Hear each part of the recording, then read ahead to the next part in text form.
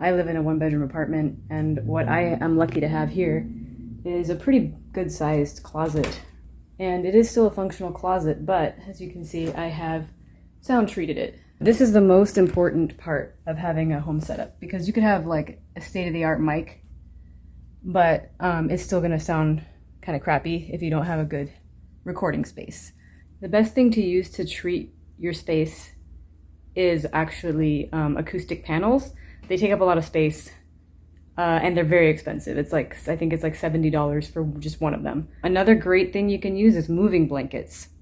And you can just hang them on the walls, and not right up against the walls, but give a little bit of space in between, because it doesn't dampen sound as well if it's right up against the wall. What I used was these acoustic foam tiles. They work really well too. You want at least 2 inches thickness, 3 ideally.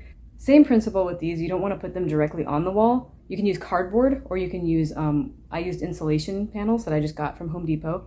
Pretty inexpensive. I did a lot of measuring and cutting to get them to fit the exact dimensions of my walls and the door here and the ceiling. Don't forget about the ceiling. That's got to go be soundproof too. I wouldn't worry too much about the floor. I did put a rug down here, but most of the reflections that are coming out are going to be at, like, you know, your mouth level.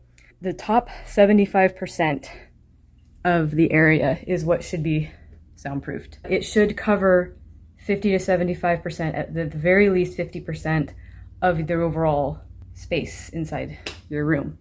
Like I said, you don't want it to be right against the wall because it won't absorb sound as well.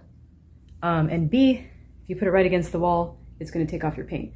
So what I was recommended to do, and it worked great for me, to adhere the panels to whatever you're putting them on, if it's cardboard or if it's one of these things. You want to get a spray adhesive, like Gorilla Glue here. Something like that. Make sure that it's the right type of adhesive glue, because you want to make sure that you can use it on this material. So you glue those foam pieces onto the back of silver side of this. And then on the other side, I just used command strips. On this side, I don't have anything there because I have clothing, and the clothing is enough. I have enough of it. It creates a pretty decent amount of soundproofing there. The difference between, you're hearing a little bit of reflection in my voice, it's reverberating off the walls out here. But if I walk in here and close the door, you hear the difference in sound. It's completely dry in here. There's no echoing whatsoever. The insulation also helps to keep out outside noise a little bit. I still hear it a little bit, but this stuff does help a little bit. And that's going to help a lot with your noise floor. So industry standard is Pro Tools, I'm sure you know. You could use GarageBand if you have a Mac. It comes on there. It's free. Pro Tools charges a yearly subscription, so it's pretty expensive. I use Audacity. Audacity is open source. It's also free. You can just download it on a Mac or a PC, and it does everything you need. Basic editing, basic compression, reverb, all that stuff. I have it on my computer right here on this shelf, and then I have my mic plugged into an audio interface because it's not a USB mic. You can get a USB mic. It's not going to be a good quality mic. Whatever you get, chances are it's going to be an XLR mic. This is what it looks like. That end plugs into the mic. The mic has prongs that go into these holes. And on the other side, it goes into something like this.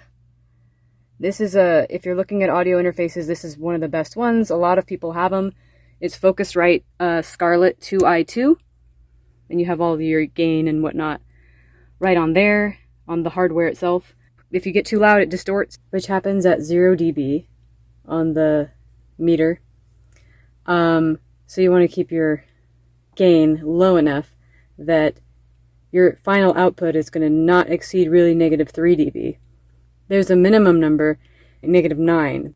That's about it. Also, it is very hot in here, which is good. That means there's lots of insulation, which equals good soundproofing.